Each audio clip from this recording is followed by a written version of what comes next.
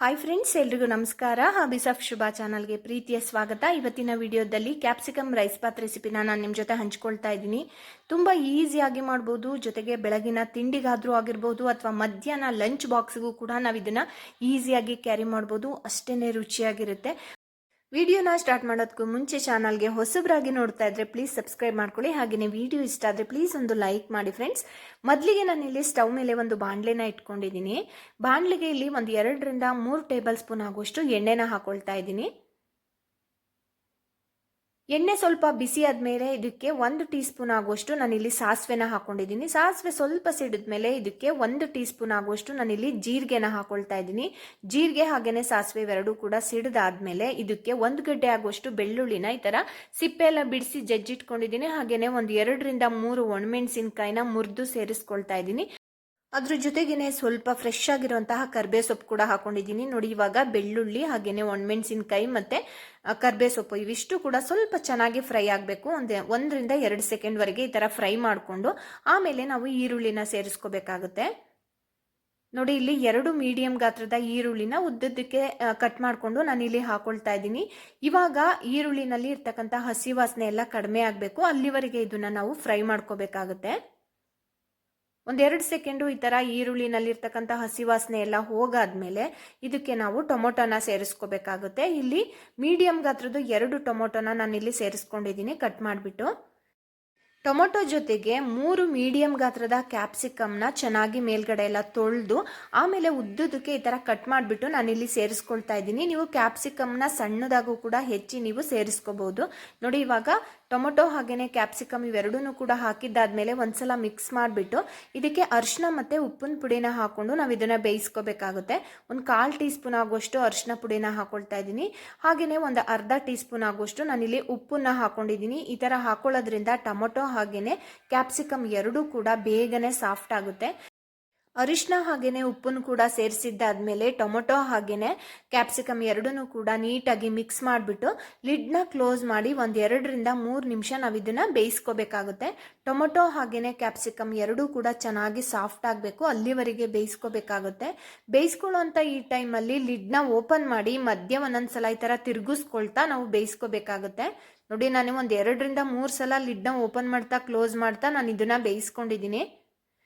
ನೋಡಿ, ಇವಾಗ ಪೂರ್ತಿಯಾಗಿ ಚೆನ್ನಾಗಿ ಬೆಂದಿದೆ. ಟೊಮೊಟೊ ಕೂಡ ಚೆನ್ನಾಗಿ ಸಾಫ್ಟ್ ಆಗಿದೆ. ಜೊತೆಗೆ ಕ್ಯಾಪ್ಸಿಕಮ್ ನೋಡಿ ಎಷ್ಟು ಚೆನ್ನಾಗಿ ಬೆಂದಿದೆ ಅಂತ. ಟೊಮೊಟೊ ಹಾಗೆಯೇ ಕ್ಯಾಪ್ಸಿಕಮ್ ಎರಡೂ ಕೂಡ ಚೆನ್ನಾಗಿ ಸಾಫ್ಟ್ ಆದ್ಮೇಲೆ ನಾವು ಇದಕ್ಕೆ ಹುಣಸೆ ಹುಳಿನ ಹಾಕೋಬೇಕಾಗುತ್ತೆ. ಹಾಗೆಯೇ ಹಾಕಿದ್ರೆ ಕ್ಯಾಪ್ಸಿಕಮ್ ಚೆನ್ನಾಗಿ ಬೇಯಲ್ಲ. ಹಾಗಾಗಿ ಇದು ಎರಡೂ ಕೂಡ ಚೆನ್ನಾಗಿ ಸಾಫ್ಟ್ ಆದಮೇಲೆ ನಾನಿಲ್ಲಿ ಒಂದು 3 ಟೇಬಲ್ ಸ್ಪೂನ್ ಆಗುವಷ್ಟು ಹುಣಸೆ ರಸನ ನಾನಿಲ್ಲಿ ಸೇರಿಸ್ಕೊಳ್ತಾ ಇದ್ದೀನಿ.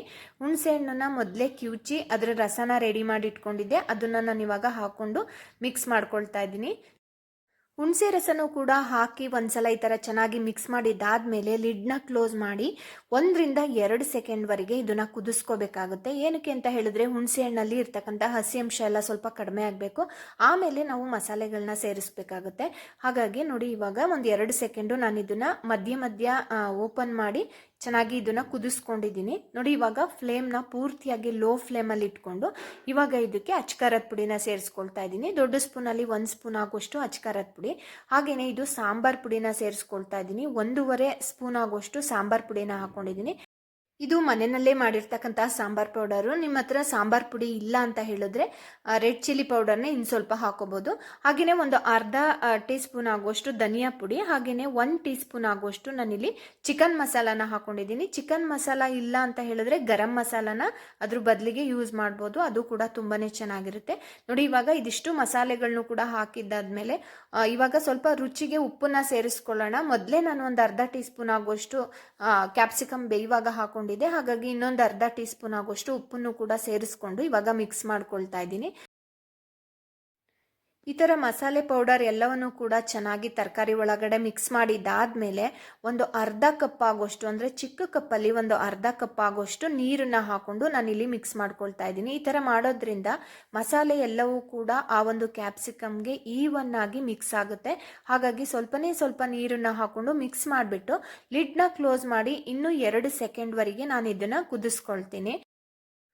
ಫ್ರೆಂಡ್ಸ್, ಕುದಿಸ್ಕೊಳ್ಳೋ ಅಂತ ಈ ಟೈಮಲ್ಲಿ ಲಿಡ್ನ ಓಪನ್ ಮಾಡಿಬಿಟ್ಟು ಮಧ್ಯೆ ಒಂದ್ಸಲ ಆ ಎಲ್ಲ ಮಸಾಲೆಗಳನ್ನೂ ಕೂಡ ಚೆನ್ನಾಗಿ ಮಿಕ್ಸ್ ಮಾಡ್ತಾ ನಾವು ಕುದಿಸ್ಕೋಬೇಕಾಗುತ್ತೆ. 2 ಸೆಕೆಂಡು ಕುದಿಸ್ಕೊಂಡ್ರೆ ಸಾಕಾಗುತ್ತೆ. ನೋಡಿ, ಇವಾಗ ಎಣ್ಣೆ ಎಲ್ಲ ಚೆನ್ನಾಗಿ ಬಿಟ್ಟಿದೆ ಅಲ್ವಾ, ಇಷ್ಟ ಆದರೆ ಸಾಕು. ಇವಾಗ ಗೊಜ್ಜು ರೆಡಿ ಆಗಿದೆ. ಇದಕ್ಕೆ ಕೊನೆಯಲ್ಲಿ ಸ್ವಲ್ಪ ಫ್ರೆಶ್ ಆಗಿರುವಂತಹ ಕೊತ್ತಂಬರಿ ಸೊಪ್ಪನ್ನ ಹಾಕೊಂಡು ಮಿಕ್ಸ್ ಮಾಡೋದ್ರಂತೂ ತುಂಬಾ ರುಚಿಯಾದಂತಹ ಕ್ಯಾಪ್ಸಿಕಮ್ ಗೊಜ್ಜು ರೆಡಿಯಾಗಿದೆ. ಇದಕ್ಕೆ ಅನ್ನನ ಮಿಕ್ಸ್ ಮಾಡ್ಕೊಳ್ಳೋದು ಅಷ್ಟೇ. ನೋಡಿ, ಇವಾಗ ನಾನಿಲ್ಲಿ ಕೊತ್ತಂಬರಿ ಸೊಪ್ಪನ್ನ ಹಾಕ್ತಾ ಇದ್ದೀನಿ. ಸ್ವಲ್ಪ ಹಾಕೊಂಡ್ರೆ ಸಾಕಾಗುತ್ತೆ. ಕೊತ್ತಂಬರಿ ಸೊಪ್ಪು ಕೂಡ ಹಾಕಿದ್ದಾದ್ಮೇಲೆ ಒಂದ್ಸಲ ಮಿಕ್ಸ್ ಮಾಡ್ಕೊಳ್ಳೋಣ. ನೋಡಿ, ಇವಾಗ ಗೊಜ್ಜು ರೆಡಿಯಾಗಿದೆ.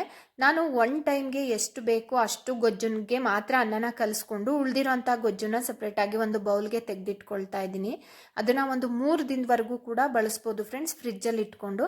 ಹಾಗಾಗಿ ನಾನಿಲ್ಲಿ ಸ್ವಲ್ಪ ಗೊಜ್ಜನ್ನ ಮಾತ್ರ ಉಳಿಸ್ಕೊಂಡು ಉಳಿದಿರೋಂಥ ಗೊಜ್ಜನ್ನ ನಾನಿಲ್ಲಿ ಸಪ್ರೇಟಾಗಿ ಒಂದು ಬೌಲ್ಗೆ ತೆಗೆದಿಟ್ಕೊಂಡಿದ್ದೀನಿ. ಇದಕ್ಕೆ ನಾನು ಇವಾಗ ಅನ್ನನ ಮಿಕ್ಸ್ ಮಾಡ್ಕೊಳ್ತೀನಿ. ಓಕೆ ಫ್ರೆಂಡ್ಸ್, ಇವಾಗ ಈ ಕಡೆ ಅನ್ನ ಕೂಡ ರೆಡಿ ಇದೆ. ನೋಡಿ ಎಷ್ಟು ಉದ್ದುದ್ರಾಗಿ ಬಂದಿದೆ ಅಂತ. ಈ ಥರ ಉದ್ದುದ್ರಾಗಿದ್ದಾಗ ಕಲಸೋದಕ್ಕೂ ಕೂಡ ತುಂಬಾ ಚೆನ್ನಾಗಿರುತ್ತೆ. ನಾನು ಗೊಜ್ಜು ಮಾಡೋದಕ್ಕೂ ಮುಂಚೆನೇ ನಾನಿಲ್ಲಿ ರೈಸ್ನ ರೆಡಿ ಮಾಡಿ ಇಟ್ಕೊಂಡಿದ್ದೆ. ಇವಾಗ ನಾನಿಲ್ಲಿ ಗೊಜ್ಜೊಳಗಡೆ ಹಾಕ್ಕೊಂಡು ಅನ್ನನ ಮಿಕ್ಸ್ ಮಾಡ್ಕೊಳ್ತಾ ಇದ್ದೀನಿ. ಓಕೆ ಫ್ರೆಂಡ್ಸ್, ಫೈನಲಿ ಇವಾಗ ಕ್ಯಾಪ್ಸಿಕಮ್ ರೈಸ್ ಬಾತ್ ರೆಡಿ ಇದೆ. ಇವತ್ತಿನ ಈ ಒಂದು ಸಿಂಪಲ್ ರೆಸಿಪಿ ಇಷ್ಟ ಆಗಿದ್ರೆ ಪ್ಲೀಸ್ ಒಂದು ಲೈಕ್ ಮಾಡಿ. ಹಾಗೆಯೇ ಚಾನಲ್ಗೆ ಹೊಸಬ್ರಾಗಿ ನೋಡ್ತಾ ಇದ್ರೆ ಪ್ಲೀಸ್ ಸಬ್ಸ್ಕ್ರೈಬ್ ಮಾಡ್ಕೊಳ್ಳಿ. ವಿಡಿಯೋನ ಹೆಚ್ಚಾಗಿ ನಿಮ್ಮ ಫ್ರೆಂಡ್ಸು ಹಾಗೆಯೇ ರಿಲೇಟಿವ್ಸ್ಗೂ ಕೂಡ ಶೇರ್ ಮಾಡಿ ನಮಗೆ ಸಪೋರ್ಟ್ ಮಾಡಿ. Thank you so much for watching.